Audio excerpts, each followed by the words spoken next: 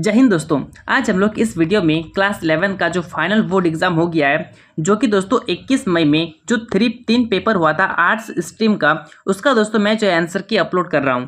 जिसमें दोस्तों मैंने जो है हिस्ट्री का आंसर की अपलोड कर दिया हूं। ये जो दोस्तों वीडियो है, इस वीडियो में हम लोग जो है पॉलिटिकल साइंस का 40 क्वेश्चन का हर एक क्वेश्चन का राइट आंसर जो है चेक करने वाले हैं, और आप दोस्तों अपना रिजल्ट चेक कर पाएंगे कि आप जो है पॉलिटिकल साइंस में 40 में से कितना सही कर पाएं। दोस्तों यदि आपने हिस्ट्री का चेक नहीं किया है दोस्तों, आप जो है डिस्क्रिप्शन में लिंक मिल जाएगा, आप वहां पे टच करके आप जो है अपना रिजल्ट चेक कर सकते हैं। चलिए शुरू करते हैं। आज का सबसे पहला प्रश्न देखते हैं। यहाँ पे पूछा गया है दोस्तों कि संविधान सभा के स्थायी अध्यक्ष कौन थे। दोस्तों वो हैं डॉक्टर राजेंद्र प्रसाद, ठीक है, जो कि स्थायी अध्यक्ष थे। आगे बढ़ते हैं। क्वेश्चन नंबर 2 है, पूछा गया है, यहाँ पे आपसे पूछा गया है कि भारतीय संविधान की प्रस्तावना के अनुसार भारत की सर्वोच्च सत्ता किसमें निहित है। ठीक है, यहाँ पे सत्ता का बात किया गया है, परंतु दोस्तों भारत की जो नींव है वो लोकतंत्र है, ठीक है, जो कि जनता के ऊपर निर्भर करती है कि जनता किसको बनाए और किसको ना बनाए। तो ऑप्शन नंबर डी जो दोस्तों वो आपका सही होगा। आगे बढ़ते हैं। क्वेश्चन नंबर 3 है, पूछा गया है कि भारतीय संविधान सभा में उद्देश्य प्रस्ताव किसने प्रस्तुत किया था। दोस्तों वो जो है जवाहरलाल नेहरू के द्वारा प्रस्तुत किया गया था। आगे बढ़ते हैं। क्वेश्चन नंबर 4 देखते हैं। यहाँ पे क्वेश्चन नंबर 4 पूछा गया है कि भारत मौलिक अधिकार जो है वो किस संविधान से लिया गया है। दोस्तों वो जो है अमेरिका का संविधान से लिया गया है। आगे बढ़ते हैं। क्वेश्चन नंबर 5 देखते हैं। पूछा गया है कि अल्पसंख्यकों के मौलिक अधिकार क्या है। दोस्तों वो है शिक्षा, संस्कृति और शिक्षा का अधिकार। ठीक है, चलिए आगे बढ़ते हैं।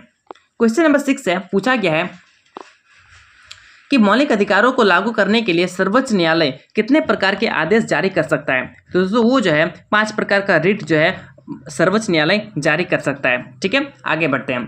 क्वेश्चन नंबर 7 है, पूछा गया है कि संविधान के किस भाग में राज्य नीति निर्देशक तत्वों का वर्णन किया गया है। दोस्तों वो है भाग नंबर 4। ठीक है, भाग नंबर 3 में आपको जो है मौलिक अधिकार देखने को मिलेगा, और भाग नंबर 4 में जो है वो आपको राज्य के नीति निर्देशक तत्व देखने को मिलेंगे। ठीक है, जिसका दोस्तों संख्या यदि आप आर्टिकल में देखें तो वो जो है 36 से 51 हो जाता है। ठीक है, आगे बढ़ते हैं। यहाँ पे दोस्तों क्वेश्चन नंबर 8 है, पूछा गया है कि कल्याणकारी राज्य की संकल्पना का समावेश भारत के संविधान में कहाँ वर्णित है।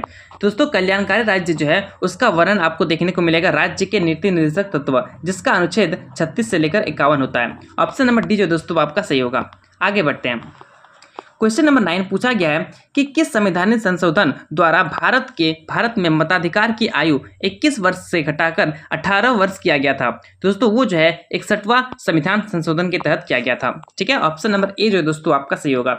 आगे बढ़ते हैं। क्वेश्चन नंबर 10 देखते हैं। पूछा गया है कि भारत के मुख्य निर्वाचन आयुक्त को हटाने की शक्ति किसे प्राप्त है।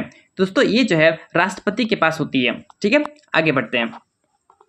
क्वेश्चन नंबर 11 है, पूछा गया है कि वोट देने का अधिकार कैसा अधिकार है। दोस्तों वोट देने का अधिकार जो है वो एक राजनीतिक अधिकार है।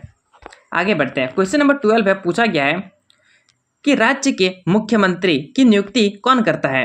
तो राज्य का जो मुख्यमंत्री होता है दोस्तों उसका नियुक्ति जो है प्रधानमंत्री के द्वारा किया जाता है। ठीक है, आगे बढ़ते हैं। यहाँ पे क्वेश्चन नंबर 14 है, पूछा गया है दोस्तों कि राष्ट्रपति पद के लिए न्यूनतम निर्धारित आयु कितनी है। दोस्तों वो है 35 वर्ष। ठीक है, आगे बढ़ते हैं। क्वेश्चन नंबर 14 है, पूछा गया है कि झारखंड के उच्च न्यायालय कहाँ अवस्थित है। दोस्तों वो है रांची में। क्वेश्चन नंबर 15 है, पूछा गया है कि आनुपातिक प्रतिनिधित्व की एकल हस्तांतरीय मत प्रणाली का प्रतिपादन किसने किया। दोस्तों वो जो है थॉमस हेयर ने किया था। Option number B. आगे बढ़ते हैं। क्वेश्चन नंबर 16 है, पूछा गया है यहाँ पर से कि भारत की पहले महिला राष्ट्रपति कौन बनी। दोस्तों पहली महिला राष्ट्रपति जो है वो प्रतिभा पाटिल बनी थी। Option number C. Question number 17 है, यहाँ पे आपसे पूछा गया है कि राज्यसभा में निर्वाचित सदस्यों की अधिकतम संख्या कितनी हो सकती है। दोस्तों अधिकतम संख्या तो यहाँ पे 250 होगा, लेकिन अधिकतम संख्या निर्वाचित पूछा गया है तो निर्वाचित होगा 238, जिसमें से राष्ट्रपति के द्वारा 12 मनोनीत किया जाता है, जिसमें कुल हो जाता है 250। ठीक है, आशा करता हूँ आप जो इसको बहुत ही अच्छे ढंग से समझ पाए होंगे। आगे बढ़ते हैं। क्वेश्चन नंबर 18 देखते हैं। यहाँ पे आपसे पूछा गया है कि भारतीय संघात्मक व्यवस्था में अवशिष्ट शक्ति किसके पास होती है। तो दोस्तों इसका आंसर क्या हो जाएगा, संसद। ठीक है, आगे बढ़ते हैं। क्वेश्चन नंबर 19 है, पूछा गया है कि सरकारिया आयोग किस क्षेत्र में सुधार से संबंधित है। तो दोस्तों इसका आंसर होगा केंद्र राज्य संबंध। ठीक है, ऑप्शन नंबर बी।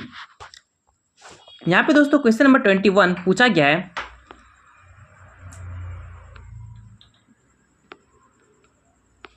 यहाँ पे दोस्तों क्वेश्चन नंबर 20 है, ठीक है। यहाँ पे आपसे पूछा गया है कि राजनीति विज्ञान का पिता किसे कहा जाता है। दोस्तों वो जो है अरस्तु को कहा जाता है।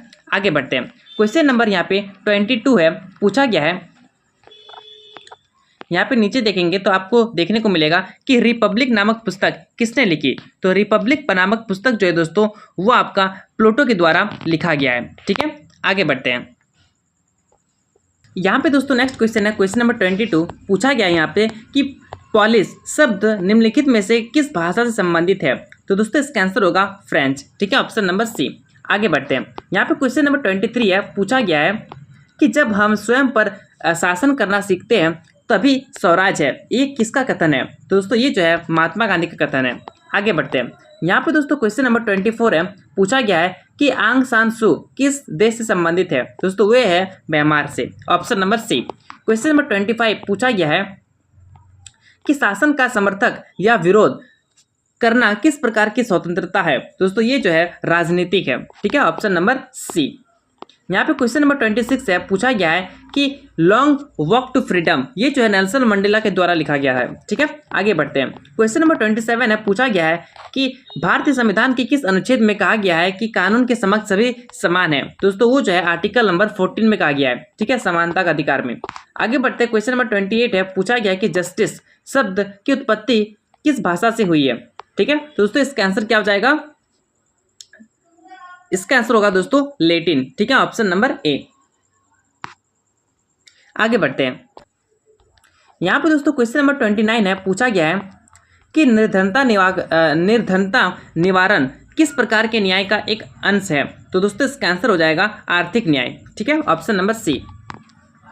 यहाँ पे दोस्तों क्वेश्चन नंबर 30 है, पूछा गया है कि अ थ्योरी ऑफ जस्टिस पुस्तक किसने के द्वारा लिखी गई है। दोस्तों वो जो है जॉन रॉल्स के द्वारा लिखा गया है। क्वेश्चन नंबर 31 है, पूछा गया है कि किसने कहा है कि न्याय समानता है क्योंकि सभी इसे जो है बिना तर्क स्वीकार करते हैं। तो दोस्तों इसका आंसर हो जाएगा अरस्तु, option number B. Question number 32 है, यहाँ पे आपसे पूछा गया है कि कार्य का अधिकार किस प्रकार का अधिकार है। दोस्तों ये जो है आर्थिक अधिकार है। यहाँ पे दोस्तों क्वेश्चन नंबर 33 है, पूछा गया है कि अधिकारों की रक्षा के लिए सबसे महत्वपूर्ण तत्व क्या है। दोस्तों वो है स्वतंत्रता और निष्पक्ष न्यायालय, ठीक है।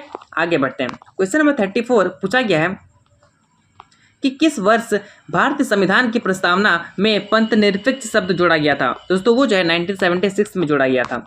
यहाँ पे क्वेश्चन नंबर 35 है, पूछा गया है कि सबसे पहले किस देश ने महिलाओं को मताधिकार दिया। दोस्तों वो है न्यूजीलैंड, ठीक है, ऑप्शन नंबर सी।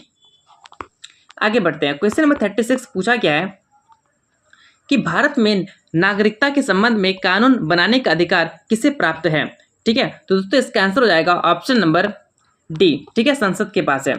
आगे बढ़ते हैं। क्वेश्चन नंबर 37 पूछा गया है कि संविधान के किस संशोधन द्वारा ग्राम पंचायतों में संबंध है। दोस्तों ये जो है 1993 का 73 संशोधन, ठीक है। 74 जो है शहर से संबंधित है, 73 जो है गांव से संबंधित है, ठीक है। आगे बढ़ते हैं। क्वेश्चन नंबर 38 पूछा गया है, यहाँ पे दिख नहीं रहा है तो थोड़ा सा आप अपना पेपर से मिलान कर लीजिएगा। यहाँ पे लिखा हुआ है कि ग्रामर ऑफ पॉलिटिक्स पुस्तक किसने के द्वारा लिखा गया है। तो ये जो है लास्की के द्वारा लिखा गया है, जो कि आपको ऑप्शन नंबर डी में देखने को मिल रहा है। आगे बढ़ते हैं। क्वेश्चन नंबर 39 पूछा गया है कि सविनय अवज्ञा का नारा किसके द्वारा दिया गया था। दोस्तों ये जो है महात्मा गांधी के द्वारा दिया गया था, जो कि आपको ऑप्शन नंबर डी में देखने को मिल रहा है। आगे बढ़ते हैं। अंतिम प्रश्न पूछा गया है कि समानता का स्वरूप है। तो वो दोस्तों आपको आर्थिक में भी है, सामाजिक में भी है और राजनीतिक में भी है, अर्थात तीनों में है, अर्थात ऑप्शन नंबर डी जो दोस्तों वो आपका सही होगा। आशा करता हूं दोस्तों आप जो है 40 को 40 जो है सही किए होंगे। अब दोस्तों आप कमेंट कीजिए कि आपका जो है कितना सही हुआ है, ठीक है, आप जो है 40 में से कितना स्कोर कर पाए हैं और आपका एग्जाम कैसा गया, ठीक है। अभी दोस्तों आपको क्लास 12 का तैयारी करने के लिए आप जो हमारे चैनल को सब्सक्राइब कर सकते हैं। जितना हो सके इस वीडियो को शेयर कीजिए, लाइक कीजिए। चलिए मिलते हैं नेक्स्ट वीडियो में, तब तक के लिए जय हिंद, जय भारत।